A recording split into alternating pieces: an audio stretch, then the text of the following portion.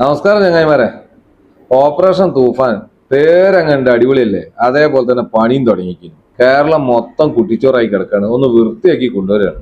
പോലീസുകാർ ഇപ്പോഴാണ് പണിയെടുക്കാൻ തുടങ്ങി. ഉള്ള സത്യം പറഞ്ഞാൽ എന്താ, പണി എടുപ്പിക്കണം മിണ്ടാതിരിക്കീനി പണ്ട്.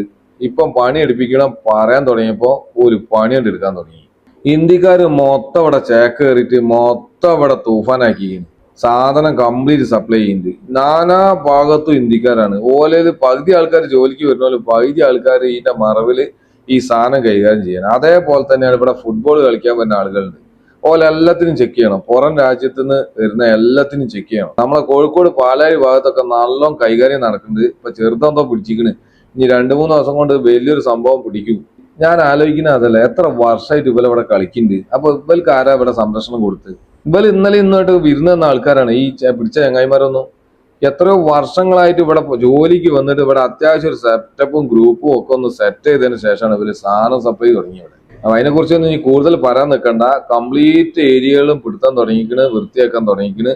വളരെ നല്ലൊരു കാര്യമാണ് ചെയ്തുകൊണ്ടിരിക്കുന്നത്. ഒരുപാട് പ്രശ്നങ്ങൾ ഇവിടെ കഴിഞ്ഞ തവണ മുന്നേ ഉണ്ടായിട്ടൊന്നും ആരും തിരിഞ്ഞു നോക്കിയില്ല. അച്ഛനെ കൊന്നാലും വേണ്ടിയില്ല, അമ്മേനെ കൊന്നാലും വേണ്ടിയില്ല, ഭാര്യനെ കൊന്നാലും വേണ്ടിയില്ല, മോനെ കൊന്നാലും വേണ്ടില്ല, മോളെ കൊന്നാലും വേണ്ടിയില്ല.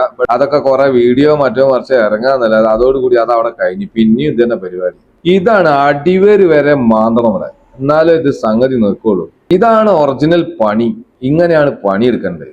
പണ്ടൊക്കെ സിനിമയിൽ കണ്ടിക്കണ്, പോലീസ് ഇപ്പൊ ഒരു 3-4 പറന്ന് വരിക, ബ്രേക്ക് ചെയ്യുക, പോലീസുകാർ ചാടി ഇറങ്ങുക, എല്ലാവരും പുറത്തുള്ള ആളുകളൊക്കെ ഓടി കഴിച്ചിലാകുക. അതേ അവസ്ഥയാണ് ഇപ്പൊ നാട്ടിൽ നടക്കുന്നത്. പിന്നെ എന്തായാലും നിങ്ങളെ പരിപാടിയൊക്കെ നടക്കട്ടെ. ഞാൻ ഇവിടെ തന്നെ കണ്ട് ചതറട്ടെ.